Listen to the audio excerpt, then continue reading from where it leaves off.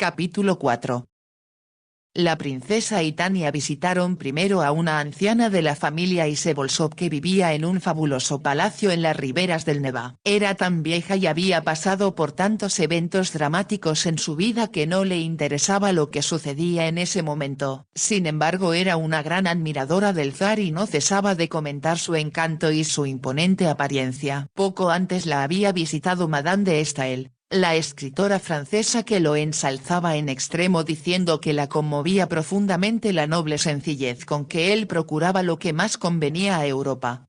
Alejandro, dijo la anciana, es el zar que los rusos han deseado durante siglos y sé que la historia le dará el lugar que merece. Para Tania la visita fue bastante aburrida, pero trató de entretenerse con la gran cantidad de objetos de arte que decoraban el palacio. Cuando salieron, su madre comentó: al menos una persona está satisfecha con la forma como se gobierna Rusia, pero me temo que es un caso excepcional. Creo que todos admiran al zar, mamá. Es tan apuesto y tan impresionante en su uniforme. La princesa tuvo que controlar las amargas palabras que pugnaban por brotar de sus labios y empezó a hablar de nuevo del duque. Debes ser atenta con él, Tania. Sonríele, pídele su opinión y sobre todo no hagas aburridos comentarios banales. ¿Cuáles son esos, mamá? La princesa miró a su hija y tuvo que reconocer para sí que aunque Tania era muy bella, su cerebro no le ayudaría a atraer a un hombre tan refinado como el duque.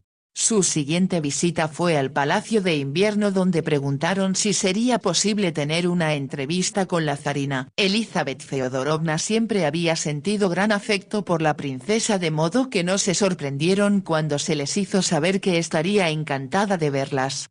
La princesa y Tania fueron conducidas a los aposentos privados de la zarina y allí de nuevo Tania se entretuvo en mirar los atractivos adornos que decoraban las habitaciones.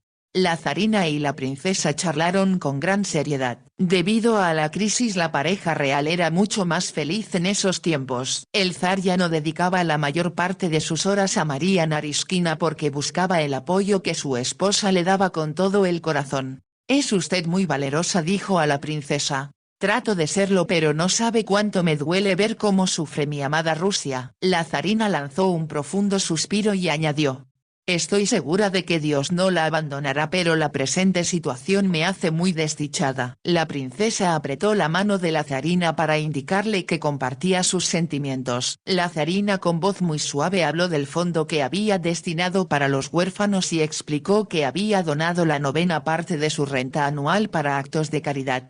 Ya se hacía tarde y la princesa pensaba que la entrevista había terminado cuando de pronto se abrió la puerta y una de las damas de compañía entró en la habitación con expresión alterada.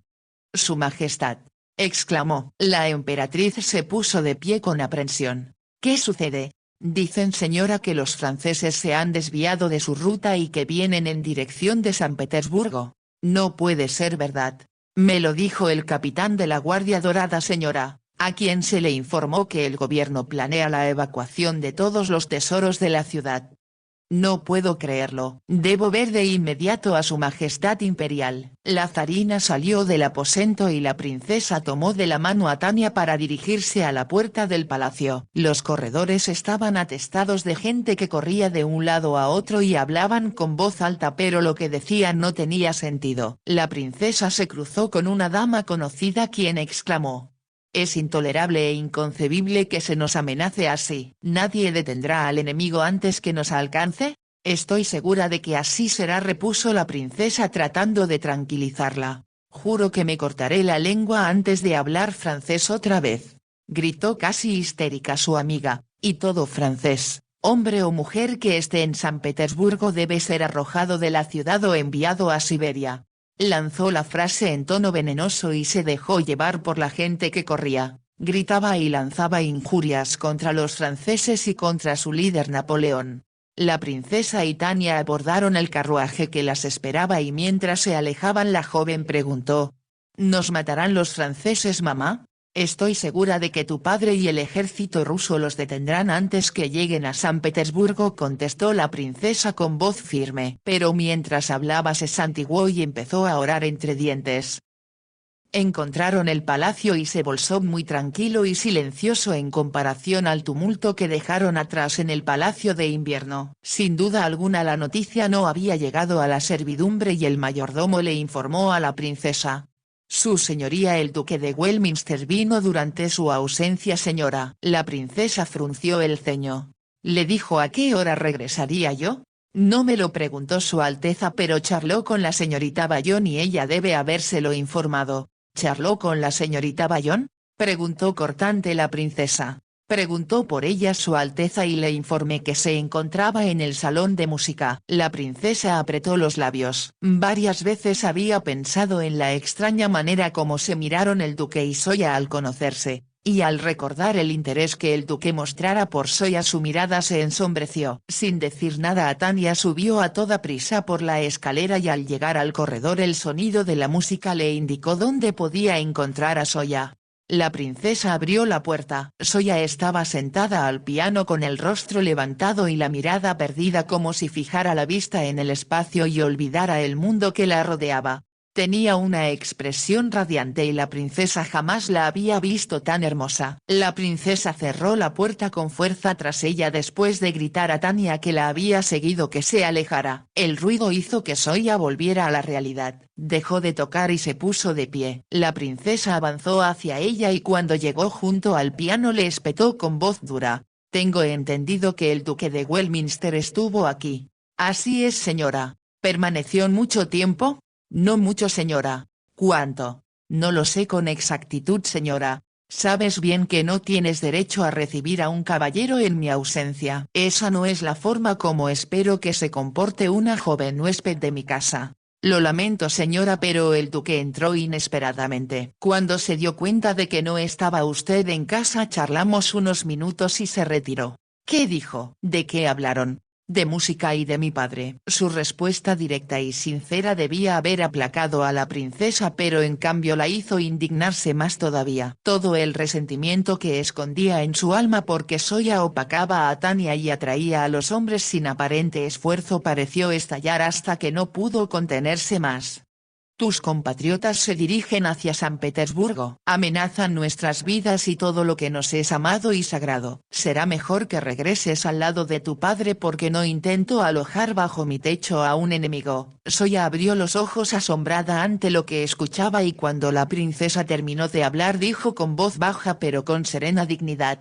«Lo comprendo señora y saldré enseguida hacia Moscú. Le agradezco su hospitalidad en mi nombre y el de mi padre». Hizo una reverencia y como si la princesa se diera cuenta en ese momento de su juventud y fragilidad habló en tono menos agresivo. «Ordenaré un carruaje para ti y suficiente servidumbre para protegerte durante el viaje». «Gracias señora». Soya hizo de nuevo una reverencia y salió de la habitación. El duque estaba con el zar cuando escuchó el rumor de que Napoleón se dirigía ahora hacia San Petersburgo. Alejandro leyó el mensaje, su rostro palideció y lo entregó al duque sin decir una palabra. El duque leyó el comunicado y comentó. «Con franqueza no lo creo señor». «¿Por qué?» «Porque si fuera cierto lo habría sabido por conducto del propio general Kutuzov». «¿No es de él el mensaje?» «No señor, se lo envía el conde Pobolsk». «A mí siempre me ha parecido un hombre muy exagerado y dado a falsas alarmas. No sé qué posición ocupará en el ejército ruso pero no creo que sea muy alta». El zar tomó el mensaje de manos del duque y lo leyó de nuevo. «Creo que tiene razón. No debemos prestar mucha atención a esto hasta que nos lo confirme el propio Kutuzov». Por desgracia cuando el duque salió de los aposentos del zar descubrió que habían leído el mensaje algunos miembros del gobierno antes que el zar llegara y el mensajero que lo llevó había hablado de su contenido con todo el que se encontraba. «Eso», pensó, «jamás sucedería en el ejército inglés» y le asombró la histeria que se había apoderado no solo de los habitantes del palacio sino de toda la población. Pronto se enteró de que la mayoría de las familias nobles recogían sus posesiones de valor y se trasladaban en carruajes desde la ciudad al campo. Solo los pobres quedarían desprotegidos y abandonados a su suerte y multitudes de ellos permanecían frente al palacio como si pensaran que solo la divina providencia simbolizada en la persona del zar podría salvarlos. El duque estaba seguro de que, considerando que Moscú se encontraba en línea directa en su trayectoria de avance y mucho más cerca, era muy poco probable que Napoleón se dirigiera a San Petersburgo. Lo que hiciera después de capturar Moscú era algo muy diferente, pero el duque, que también había sido soldado, sabía que desde el punto de vista militar San Petersburgo no debía ser su objetivo inmediato. Sin embargo, era difícil encontrar a alguien con quien discutirlo y mucho menos estar de acuerdo con él. Por fin habló con Lord Cathcart, el embajador inglés, quien le informó que Sir Robert Wilson, a quien se conocía como el general inglés, estaba con el ejército ruso. Sir Robert gozaba de gran reputación en toda Europa como experto en guerras de Rusia cuando escribió un libro que se publicó 2 años antes en el que analizaba a todos los militares de la época, incluso al propio Bonaparte. Lord Cathcart le informó que a Sir Robert lo había enviado el gobierno inglés desde Turquía hasta el frente de batalla ruso y llegó justo a tiempo para presenciar la caída de Smolensk. Está con ellos ahora y espero un reporte suyo acerca de lo que sucede, le informó Lord Cathcart. Sonrió y añadió: «Usted comprenderá, su señoría, que sus reportes me parecen más dignos de crédito que los que provienen de los rusos, que con frecuencia confunden al zar». «Me tranquiliza lo que me dice, señor», respondió el duque, «y me gustaría esperar ese informe con usted». «Me encantaría que lo hiciera», respondió el embajador. Pero no tuvieron noticias hasta bien avanzada la noche. El duque se quedó a cenar en la embajada y después de terminar una excelente comida anunciaron la llegada del mensajero. El embajador leyó primero el informe y con un suspiro de alivio lo entregó al duque. Robert Wilson afirmaba que tenía entendido que el general Kutuzov haría avanzar sus tropas para librar batalla con los invasores antes que llegaran a Moscú.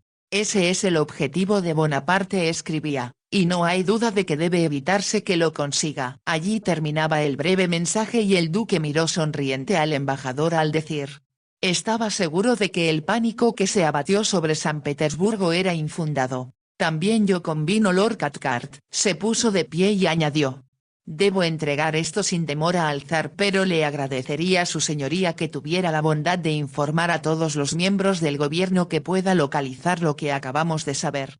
«Lo haré», respondió el duque.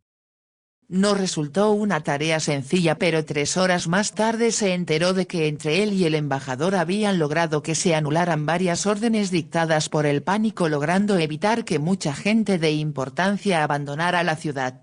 Para entonces el duque estaba ya muy cansado y cuando por fin se retiró a su dormitorio tuvo la esperanza de que esa noche Catarina no solicitara sus atenciones. Durante todo el día no había tenido tiempo de pensar en su propia reacción cuando ella llegó la noche anterior a través del panel secreto. Cuando avanzaba hacia él en un camisón más transparente y atractivo que el de la noche anterior, el duque comprendió que había muerto su interés por ella y que, aunque pareciera increíble, ya no le atraía. Ni por un momento imaginó que su mutuo interés fuera algo más que una relación apasionada entre 2 personas adultas y expertas en el arte del amor. Era innegable que en lo físico ella era muy deseable y el duque, sin ser vanidoso, sabía que Catarina no exageraba al describirlo como un amante excepcional. Ella lo divertía y excitaba y el saber que intentaba espiarlo daba mayor interés al asunto. Pero ahora de súbito se dio cuenta de que sus sentimientos habían cambiado y que aunque quisiera no podría representar su papel de amante. Por ello no se había cambiado de ropa. Su ayuda de cámara le quitó la chaqueta y él se aflojó la corbata, pero cuando ella apareció aún llevaba puesta la fina camisa de etiqueta y los ceñidos pantalones negros de satén sobre medias de seda negra. Antes que Catarina pudiera preguntarle por qué no se había acostado, el duque se apresuró a explicar: «Tengo algunos mensajes urgentes que escribir, Catarina, que me tendrán ocupado hasta la madrugada». Ella sonrió. «Entonces los escribiré contigo. Sabes que deseo leerlos. Por desgracia estarán en código y aunque tus compatriotas han intentado descifrarlo no creo que lo logren. Esa es otra razón, mi adorado Blake, para que me los traduzcas. ¿Cómo puedes imaginar que cometería una traición como esa? Yo no te he pedido que me muestres tus informes confidenciales. Puedes verlos si lo deseas, pero me resulta más fácil decir lo que pienso de ti como hombre. Regresa a la cama, Catarina, y déjame trabajar». ¿Por qué eres tan cruel? Catarina se acercó y antes que él pudiera impedírselo lo abrazó y apoyó los labios sobre su hombro. A través de la delgada tela el duque pudo sentir la ardiente pasión que la consumía, pero cuando ella lo tocó comprendió, como bien sabía desde que la vio entrar en la habitación, que ya no tenía ningún poder sobre él.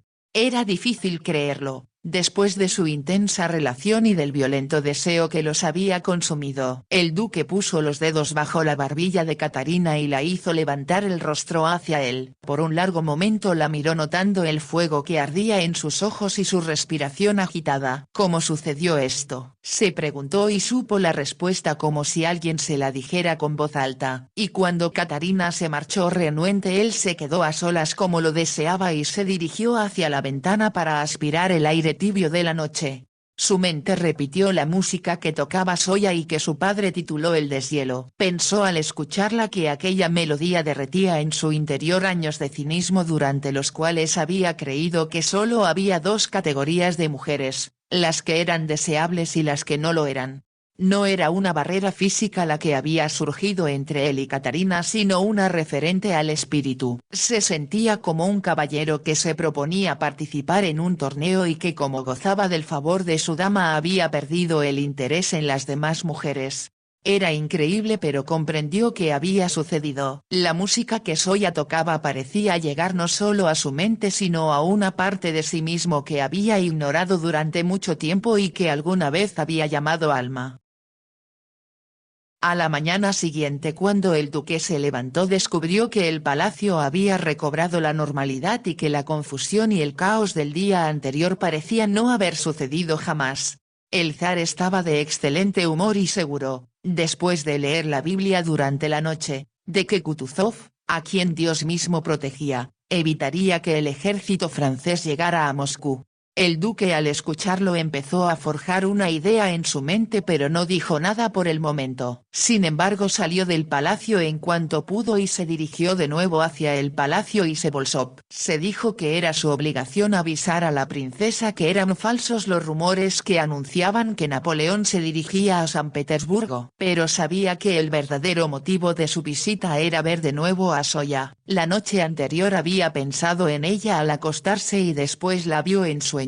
Empieza a obsesionarme, se dijo y se preguntó de nuevo si aquello era parte del misterio y del clima de Rusia, o si la explicación estaba en algo que no se atrevía a reconocer con sinceridad ante sí mismo. Le complació ver que en el palacio Izebólsov no había carruajes llenos de equipaje en el patio, y cuando pidió ver a la princesa lo condujeron enseguida a su salón privado.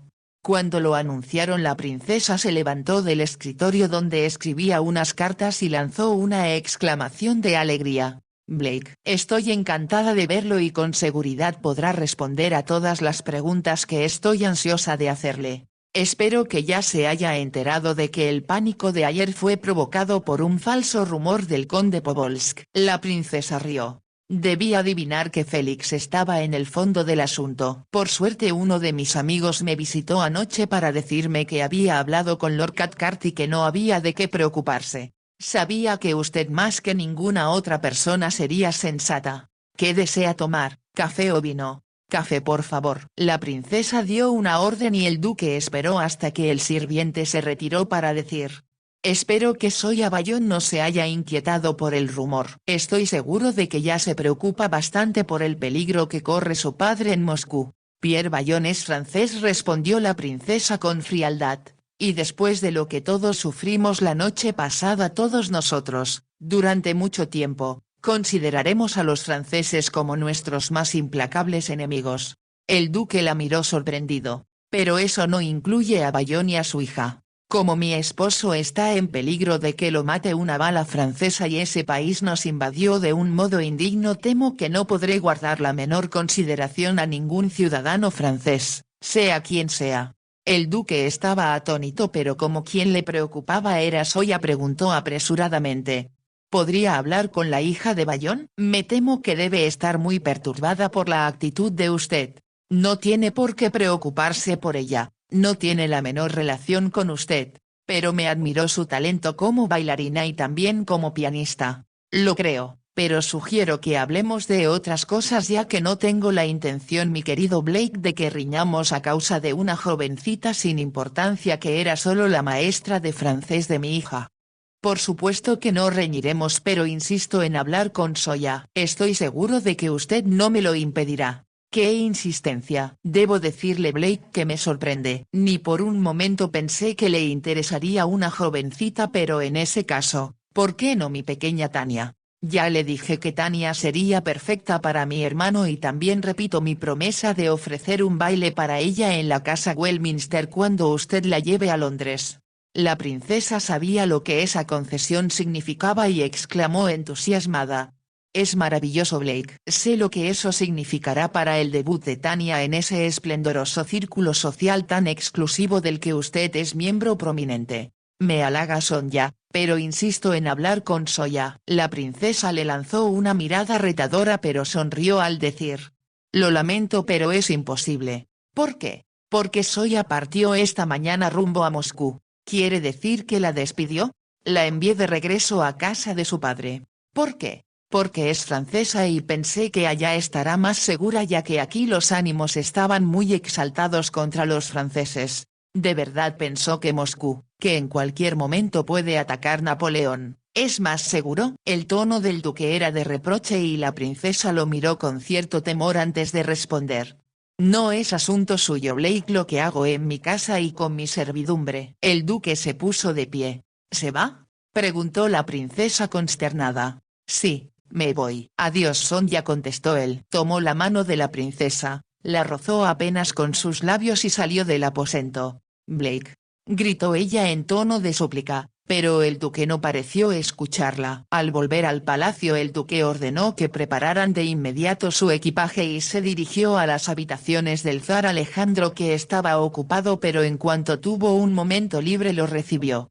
¿De qué se trata Westminster? Sé que no habría solicitado verme con urgencia a menos que se tratara de algo importante. Lo es para mí señor. Decidí que después de la confusión que se produjo anoche debo ponerme en contacto enseguida con Sir Robert Wilson tanto en beneficio de mi país como tal vez del suyo. ¿Se reunirá usted con mi ejército? Me gustaría conocer al general Kutuzov y también ver por mí mismo lo que sucede. Creo que después de lo de anoche señor debemos ser bastante escépticos en cuanto a los mensajes, vengan de donde vengan. El gobierno actuó con una prisa absurda. Ya les llamé la atención y les advertí que en el futuro deben estar seguros antes de actuar. Hizo bien señor y si no lo considera una impertinencia me gustaría enviarle mis observaciones personales de lo que ocurre cuando me ponga en contacto con Kutuzov. Hágalo por favor. Sabe que confío en usted Westminster y siempre le estaré agradecido por la ayuda que nos brindó ayer. No había necesidad de que el zar expresara con palabras que estaba avergonzado de que tanto él mismo como su gobierno y una gran cantidad de gente se hubieran dejado llevar por el pánico sin fundamento alguno. En cuanto salió de los aposentos imperiales el duque se apresuró a dirigirse a sus habitaciones y como esperaba todo estaba listo para partir. Escribió una nota a toda prisa para el embajador inglés y otra para Catarina porque le pareció que al menos debía tener esa atención con ella. Luego, casi como un niño que deja la escuela para salir de vacaciones bajó a la carrera por la escalera de mármol para dirigirse al carruaje que lo esperaba. Había otro carruaje para su ayuda de cámara y su equipaje y una escolta de 6 soldados a caballo ordenada por el zar. Al alejarse del palacio el duque sintió como si iniciara un viaje de descubrimiento no solo con respecto a la guerra sino de sí mismo, de sus sentimientos y quizá, aunque no estaba seguro, del futuro de su vida. El carruaje de los Issebolsov, tirado por 4 caballos, era muy bello y Soya sabía que como la mayoría de los nobles el príncipe tenía caballos de repuesto en toda la ruta de San Petersburgo a Moscú. Pensó que a esa velocidad se reuniría con su padre en 5 o 6 días y comprendió que en algunos aspectos sería un gran alivio estar a su lado.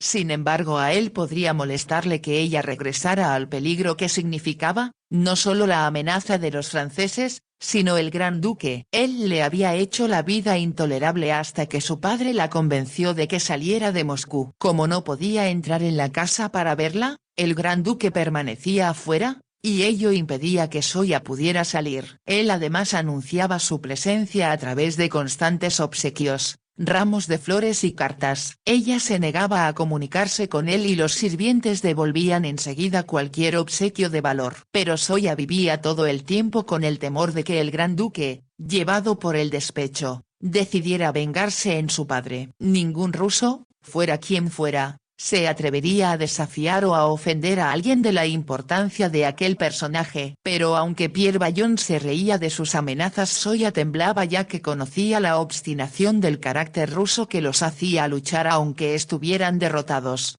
Sin embargo, a pesar de la determinación que demostraba Rusia, Napoleón había resultado hasta ahora victorioso y había derrotado a los rusos en todas las batallas.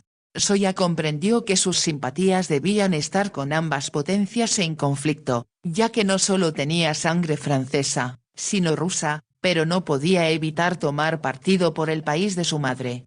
Los franceses no tenían derecho a invadir un país que no les había hecho ningún daño y que además había sido su aliado por un tiempo. Se había enterado de que el zar envió un mensaje a Napoleón en Vilna a fin de decirle que no era demasiado tarde para hacer la paz si retiraba su ejército. Ni Dios podría deshacer lo que ha empezado, había respondido Napoleón, y cuando Alejandro recibió la respuesta comentó: al menos Europa sabrá que nosotros no empezamos esto. Pero sin importar quién iniciara o terminara eso, muchos hombres de cada bando morirían. La guerra es una maldición, se dijo Soya apasionada y empezó a rezar porque ningún ser querido resultara herido o muerto. De un modo inevitable su plegaria incluyó al duque, pues había comprendido cuando se separaron que él se había llevado consigo una parte de sí misma. Había deseado que él se quedara con ella y cuando se sentó de nuevo al piano quiso verlo otra vez, escuchar su voz, sentir aquella extraña vibración que surgiera entre ellos y que parecía apoderarse de su alma y mantenerla cautiva. Ahora se habían separado y mientras el carruaje se alejaba rumbo a Moscú se dijo que nunca más se verían y que era probable que él pronto se olvidara de su existencia. Una agonía inexpresable oprimía su corazón aunque no le parecía posible que eso hubiera sucedido. Él había entrado en su vida de una forma inesperada y sin embargo en ese segundo, cuando sus miradas se encontraron, sintió como si lo hubiera encontrado después de haberlo buscado durante siglos. No podía comprender qué le había sucedido, solo sabía que la música que escuchaba en su interior, y que podía expresar con sus manos, había cobrado de súbito un nuevo significado. Incluso sus plegarias habían cambiado y cuando pensaba en el duque todo su ser vibraba. Pero ahora ella se alejaba para siempre y él tal vez nunca sabría por qué se marchaba. Quizá pasarían varios días antes que se enterara de su partida. Como eso le dolía, sintió como si todo su ser tuviera alas y cruzara el espacio para llegar a su lado. Y sin embargo trató de convencerse a sí misma que nunca tendría importancia alguna en la vida del duque aun cuando él significara tanto para ella. Ahora entendía con exactitud por qué su madre había huido con el hombre que amaba sin tomar en cuenta la importante posición de su familia, la riqueza con que vivía y la distinción de ser una Strobolsky. Nada de eso importaba junto al amor. Pero la posición de su madre era muy diferente a la suya, pensó Soya. Su madre amaba a un hombre a quien todos consideraban inferior a ella. Y en cambio Soya estaba enamorada de alguien muy superior en todos sentidos. Era un hombre muy distinguido, de diferente nacionalidad, y entre ellos se interponía una brecha tan ancha como la distancia entre la Tierra y la Luna. Debo olvidarlo, se dijo Soya, pero sabía que sería imposible. Jamás lo olvidaría y aquella dolorosa experiencia haría que llegara a convertirse en realidad en la doncella de hielo como todos la llamaban. El carruaje continuaba viajando velozmente deteniéndose solo para que Soya tomara ligeros refrigerios. Proseguían día y noche ya que era imposible que ella se hospedara sola para pasar la noche en una posada. A veces se detenían para dormir una hora a un lado del camino a fin de que los cocheros descansaran. Soya llegó a acostumbrarse al movimiento del carruaje. Le parecía haber iniciado un peregrinaje sin fin y el ruido de las ruedas penetrando en sus oídos la distraía de sus pensamientos. Cuando ya se acercaban al final del viaje se escuchó a la distancia el tronar de las armas de fuego. Habían visto las tropas rusas en movimiento y un sirviente le informó a Zoya que los campesinos afirmaban que los rusos se preparaban para contraatacar. Zoya se preguntó en qué lugar lo harían. La noche anterior, cuando se detuvieron para cenar, había preguntado dónde se encontraban y el cochero le informó que en Borodino. Al saber que ya estaba tan cerca de Moscú se alegró pensando que al día siguiente vería a su padre. Solo esperaba que él no hubiera salido de la ciudad y que ella tuviera que permanecer allí. Pero las cartas de él reflejaban una tranquilidad tal que no creía que hubiera huido y, por supuesto, no se iría sin su orquesta. Ahora al amanecer escuchó el tronar de los cañones y comprendió que había comenzado la batalla que todos esperaban en San Petersburgo. Zoya sintió que la amenazaban ambos bandos, los rusos porque era francesa y los franceses porque era rusa. Rezó por su propia seguridad y de pronto se descubrió orando también por la seguridad del duque, aunque sin duda no estaba en peligro ya que se encontraba en San Petersburgo. Al fin tuvo a la vista los domos y las espirales como dedos apuntando al cielo de las iglesias de Moscú. Estoy en casa, se dijo, ya que el hogar para ella era el sitio donde estuviera su padre. El carruaje bordeó el río y dio vuelta en una calle de casas de piedra. Su madre siempre decía que no deseaba vivir en una casa de madera, y como Pierre Bayon la amaba tanto y estaba dispuesto a hacer cualquier cosa por hacerla feliz, había comprado una casa de piedra en una tranquila plaza cerca del centro de la ciudad que encantó a Natasha Bayon. Tiene un jardín donde Zoya y yo podemos sentarnos bajo los árboles y en el verano, mi amor, allí desayunaremos. Es como una adorable casa de muñecas y seremos muy felices en ella. Pierre Bayon había besado a su esposa. Nunca has dejado de ser niña, comentó. Así que viviremos en una casa de muñecas en todos los países a los que vayamos. Su esposa le dirigió una mirada de adoración. Mientras sea el hogar al que tú regreses siempre sería feliz en un sótano o en un granero, no me importa. Él la abrazó y Zoya, que los observaba, comprendió que las palabras de su madre lo habían conmovido tanto como lo hacía la música. La casa de muñecas, como la llamaban en broma, fue un oasis de paz y felicidad donde Pierre Bayon podía escapar de todo, incluso de sus admiradores que lo perseguían incansables. Pero fue el gran duque Boris quien destruyó esa paz y Zoya agradeció, como nunca, tener un jardín donde refugiarse, ya que no podía salir por temor a encontrarse con él. Señorita Zoya, exclamó sorprendida el ama de llaves cuando abrió la puerta. Ya volví, María. ¿Está papá en casa? Está en el jardín, señorita. Zoya lo encontró sentado a la sombra de un árbol. Tenía hojas de papel pautado frente a él y advirtió que escribía alguna composición que estrenaría con su orquesta. Se detuvo un momento para observarlo, preguntándose si podría existir un hombre más apuesto y atractivo que él. Y entonces su corazón respondió que sí, que lo había. Papá, papá, gritó mientras corría a su encuentro. Vio la expresión sorprendida de su padre quien enseguida la abrazó. Zoya, mi adorada. ¿Por qué volviste? ¿Cómo pudiste hacer una locura y regresar en estos momentos de peligro?